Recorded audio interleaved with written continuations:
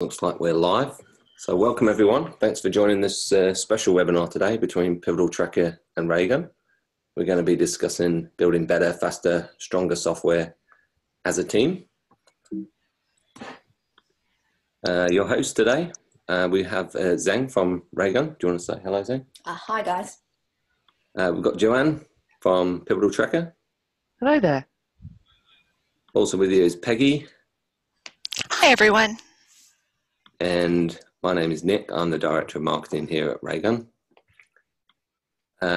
Quick agenda for today. We're going to look at some common problems we see in software teams. Raygun and Pivotal Tracker both have their own software teams, so you might be wondering, how things differ between your own team, but we also have thousands of customers between us, so we've seen some common patterns over the years around what makes successful teams. We'll look at how improved workflows can help you do better, so that's about creating better efficiency in your team. And we'll take a deep dive into how Pivotal Tracker and Raygun work together to make you a real superhero. There'll be a live demo of the integration between the two tools, and there's a Q&A function at the bottom. So if you do have any questions, you please feel free to put them in there. There'll be some support links at the end as well, should you need help. So Zhang, maybe you could tell us why you feel building software is so hard. Sure. So first of all, building software is hard because there are a lot of moving parts. For me, as the product manager, I need to worry about the roadmap, the features, also looking at the technical debt and working with teams. And obviously we work with deadlines. So there are a lot to juggle.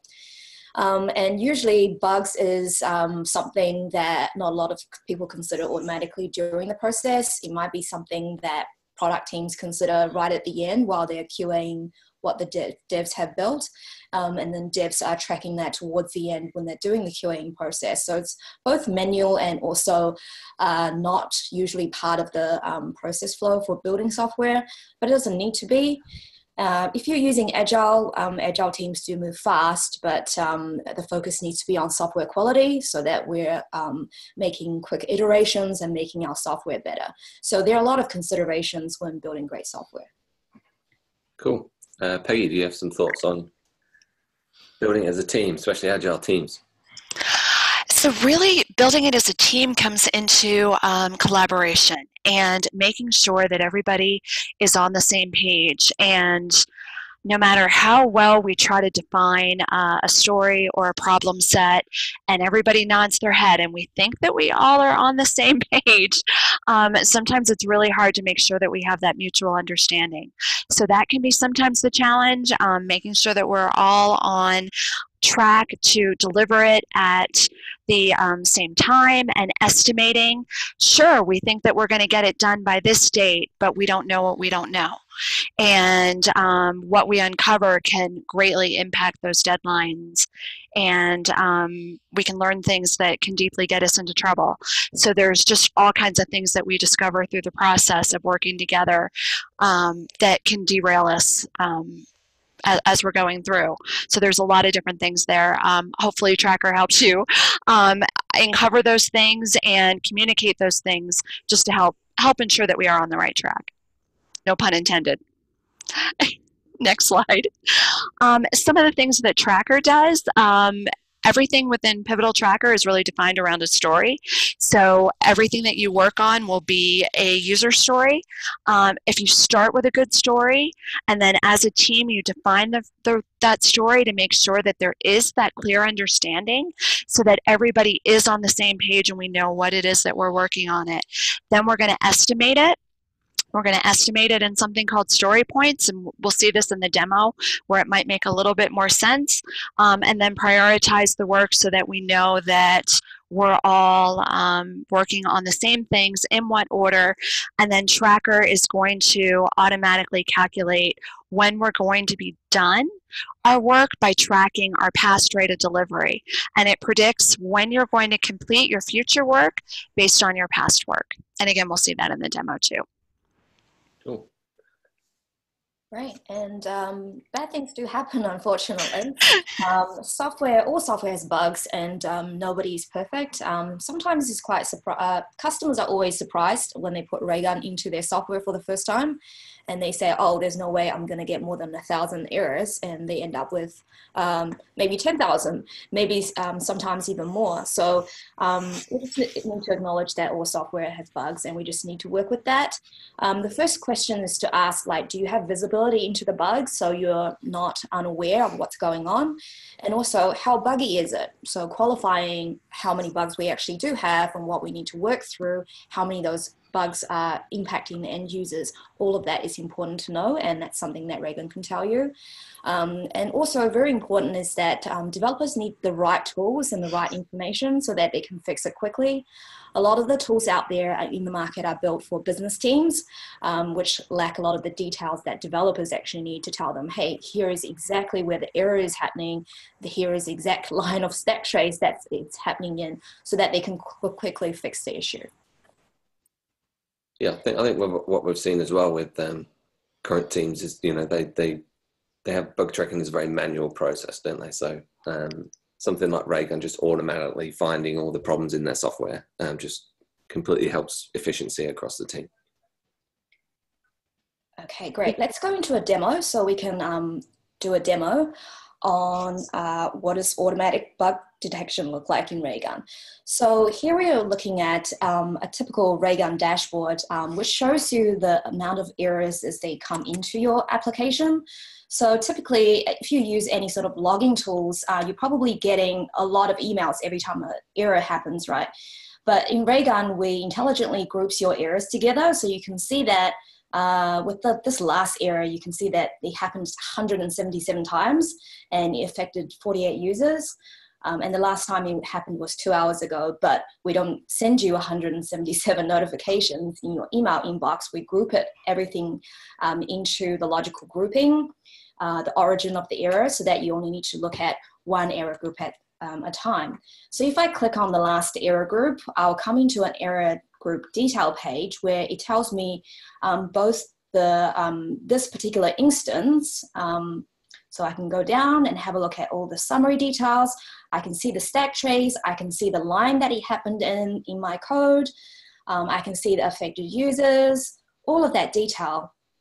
So on the sidebar, you can see all the summary information about that error group. So I can see that in this particular error group, it's happened 177 times. It gives me the duration of those instances.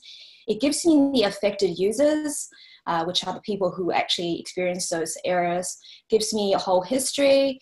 It also gives me things like what are the browsers that were affected and what machines. Sometimes an error only happens on a particular machine. This gives you a really good idea of when to narrow in on that error. And very important is the affected users as a product manager, because I need to know that my users are looked after. So I can click through to affected users and see everybody there, and I can even export all their details into a CSV, give it to my support team, and my support team can contact these people and apologize or offer them a small incentive to come back into the app if the problem was particularly bad. So let's go back to our error group now.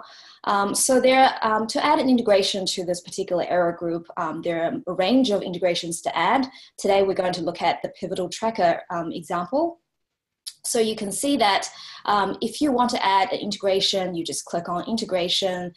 That will put you through to a page which lets you pick integration you want. So as you can see, we've got Pivotal Tracker here.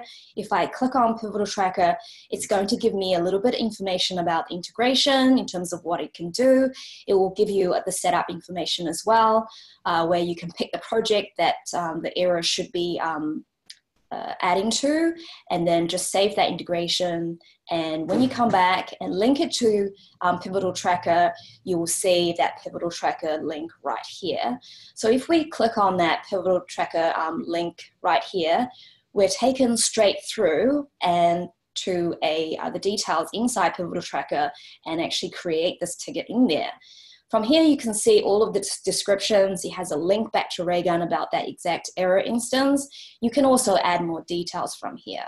So I'll pass it over to Peggy now to talk more about what this looks like on the Pivotal Tracker end.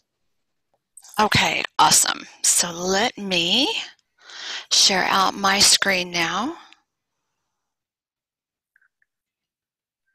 And while you're doing that, this is Joe, just saying I love how Raygun shows you the priority and severity of the issues that you're getting into in your production environment, or indeed your testing environment, no doubt. So clearly, as clarity of information sharing is something that we value in Tracker, and we have this simple list, this prioritized list, where you can put things in priority order, and Raygun has told you whereabouts you should drop things into your backlog.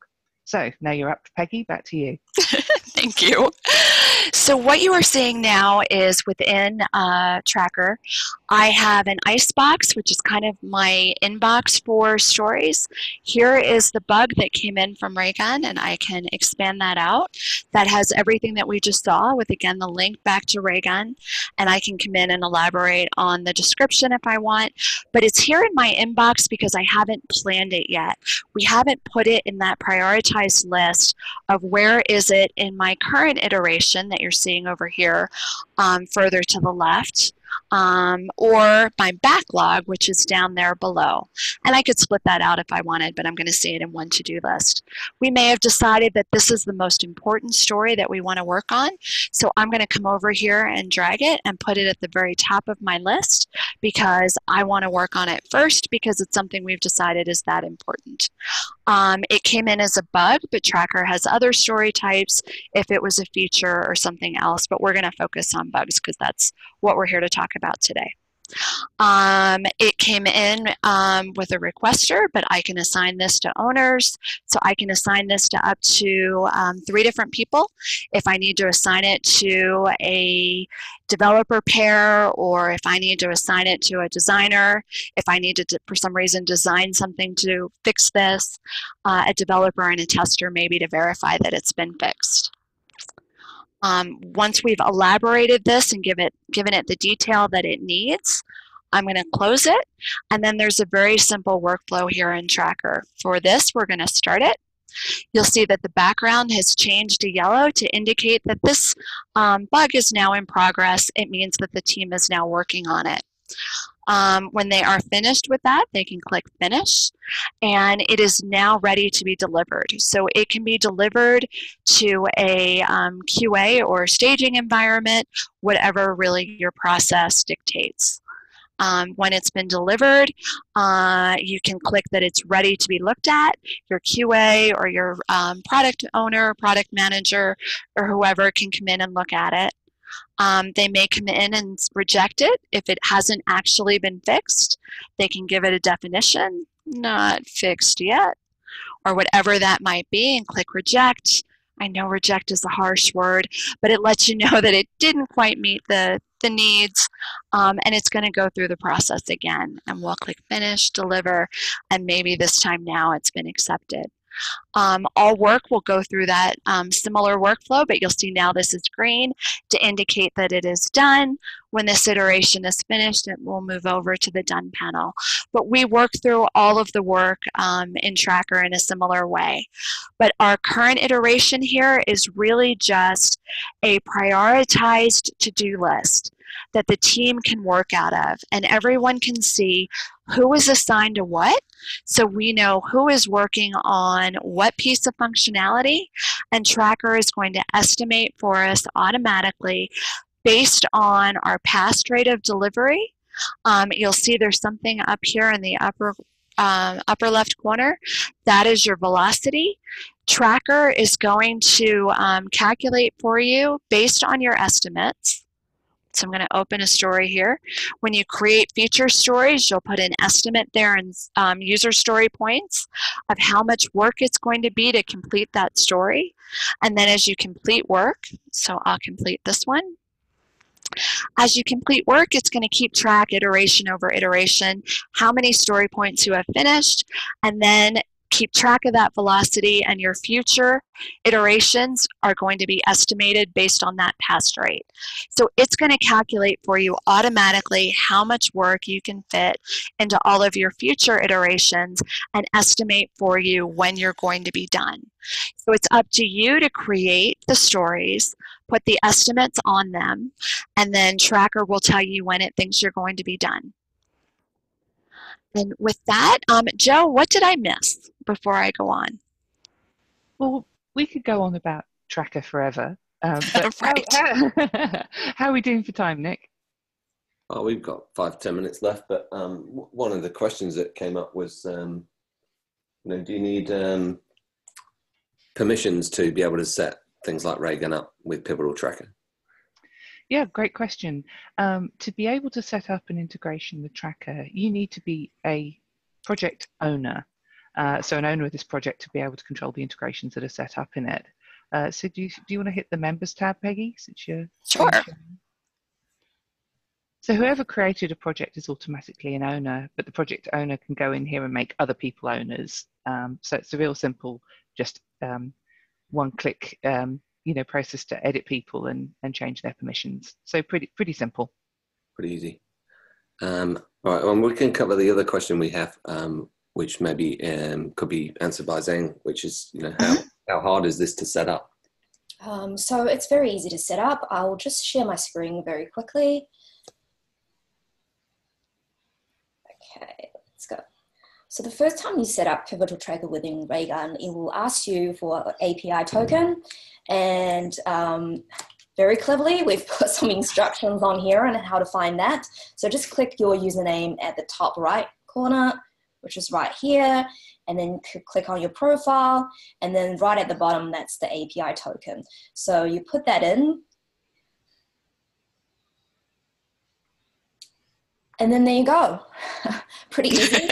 And then you just choose your project and go from there, enable the integration, and now you will have full access to creating Pivotal Tracker issues from Raygun.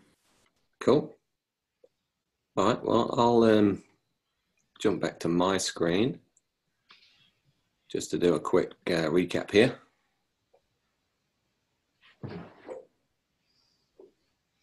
Because we've talked about, building software is hard, so using these two tools, you should hopefully make it a lot easier for your team, specifically around solving software errors that happen in your applications. Every software has problems, but you need to have the visibility, and that's what Raygun and Pivotal Tracker can get you. You know where every problem is in your application and how to fix it. Workflows really are the kind of keystone to good efficiency within a team. And Raygun and Pivotal Tracker, basically, they're a match made in heaven for the teams that we've had use it. It just makes the kind of bug tracking side of things so easy. So I encourage anybody watching this who uses either of those tools to check out the other one.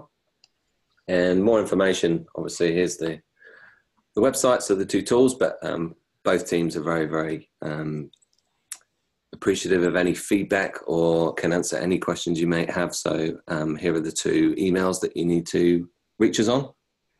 And that's pretty much it for today's webinar. We like to keep them kind of short because people have busy lives, but hopefully it help you create better software with your team.